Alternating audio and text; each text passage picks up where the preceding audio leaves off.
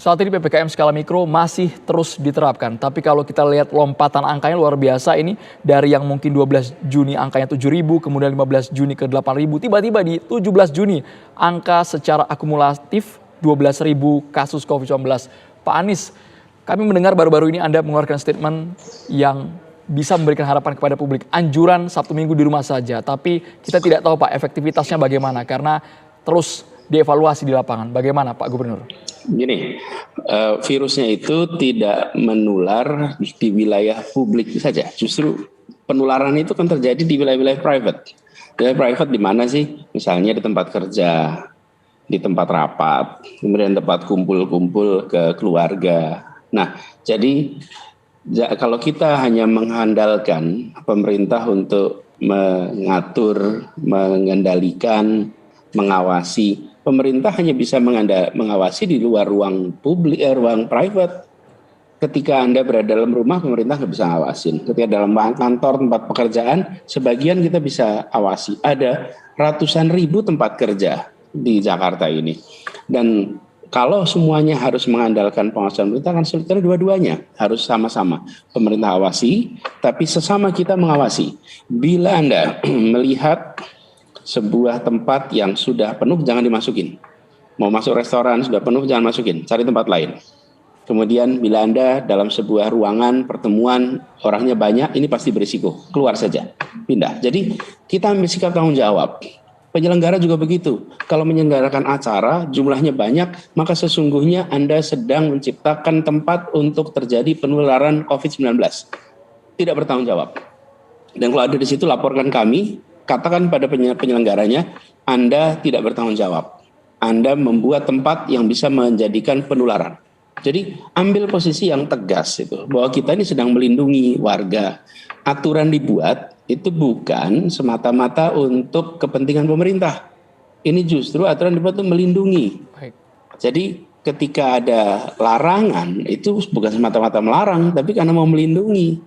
Jadi kita ambil sikap bertanggung jawab. Jadi saya minta kepada semuanya, kita menganjurkan tetap berada di rumah, mengurangi aktivitas di luar. Tujuannya adalah mengurangi potensi keterpaparan. Tadi kan juga disampaikan tentang masyarakat tadi yang mengungkapkan tentang pembatasan. Pembatasan kalau saat ini dilakukan berbeda dengan tahun lalu. Tahun lalu wabahnya hanya ada di Jakarta. Karena itu kita melakukan pembatasan hanya Jakarta masih bisa efektif mengendalikan. Hari ini wabahnya sudah ada di mana-mana. Jadi kalau hanya Jakarta saja melakukan pengetatan, efeknya tidak akan besar seperti tahun lalu. Tahun ini sekarang kita sudah berhadapan dengan suasana wabah yang ada di berbagai tempat. Karena itulah mengapa kalau ada pengetatan memang kita serempak. Penerapan PPKM ini pun serempak, bukan seperti kalau dulu kan PSBB ya. PSBB kita lakukan per wilayah.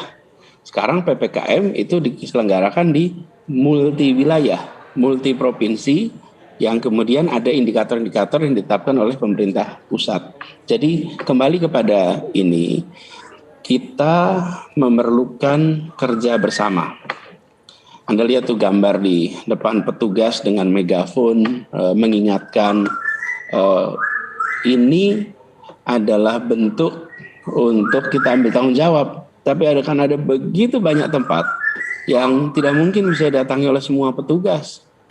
Ketika misalnya ada sebuah keluarga, sudah jelas dalam pandemi begini mengundang keluarga-keluarganya dari berbagai tempat untuk berkumpul di tempat dia.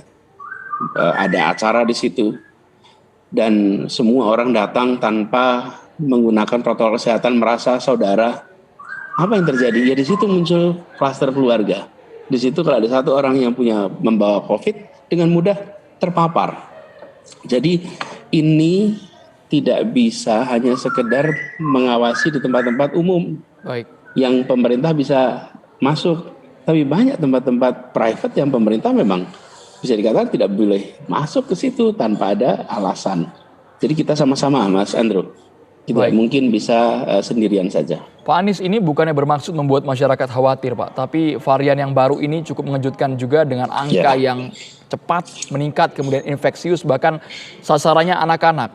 orang yang sudah pernah Iya, divaksin juga tetap berpotensi positif COVID-19. Menurut Anda apa ini Pak, agar kesannya antara pemerintah provinsi dengan pemerintah pusat ini tidak kewalahan menghadapi COVID, Pak? Ya, begini, benar sekali. Saya tadi sampaikan, Mas Andro, di Jakarta ini pada awal Juni, tanggal 1 Juni, tempat tidur kita untuk isolasi di rumah sakit itu ada 6.500. Hari ini yang terpakai itu 7.900. Bayangkan bila kita tidak menaikkan kapasitas dalam beberapa hari kemarin, ini sudah jebol nih. Kemudian kita naikkan nih menjadi saat ini 8.900. Jadi terisi 7.900. Dan lompatannya, jumlah penambahannya tinggi sekali. Jadi kalau lihat grafik peningkatannya itu tidak landai dan bertahap naik ke atas, tidak. Seperti di bulan November sampai Februari. Itu landai naik terus pelan. Kalau sekarang itu lompatannya hampir vertikal. Artinya dari hari ke hari melonjaknya amat tinggi. Nah, ini ada varian baru memang dan penularannya lebih cepat. Lalu ada yang unik. Kali ini banyak anak-anak yang kena. 2 hari yang lalu itu dari 4.400 kasus baru yang masuk, 18% adalah anak-anak di bawah usia 18 tahun. Kita tidak pernah menyaksikan sebelumnya. Karena itu bagi para orang tua, jangan anggap ini enteng. Bagi keluarga-keluarga, jangan anggap enteng. Saya ingatkan pada semua, kalau kita menganggap COVID ini enteng, pergi-pergi, anak-anak dibiarkan juga pergi, yang paling banyak kejadian adalah orang di usia di bawah 30 tahun. Karena inilah yang paling gak tahan di rumah. Tapi inilah yang paling banyak datang ke rumah, membawa COVID, menularkan pada orang tuanya, kakek neneknya. Ini usia-usia ini harus lebih bisa mengendalikan diri.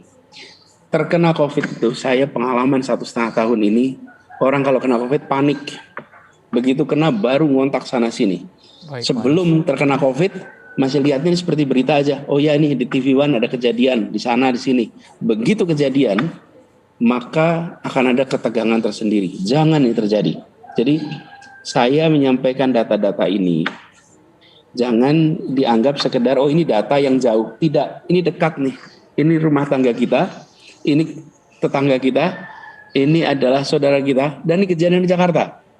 Jadi ketika kami mengajak yuk di rumah saja, karena kami sayang, kami ingin melindungi, kami ingin memastikan bahwa saudara-saudara kita, warga kita di ibu kota itu selamat. Ikuti ini. Ini bukan demi kepentingan gubernur, Kapolda, Pangdam, bukan. Ini adalah demi Anda terlindungi, terjauhkan dari potensi keterpaparan. Baik. Terima kasih banyak Gubernur DKI Jakarta, Anies Baswedan sudah bergabung di Kabar Petang. Bapak, semoga ini menambah kesadaran masyarakat agar meningkatkan protokol kesehatan.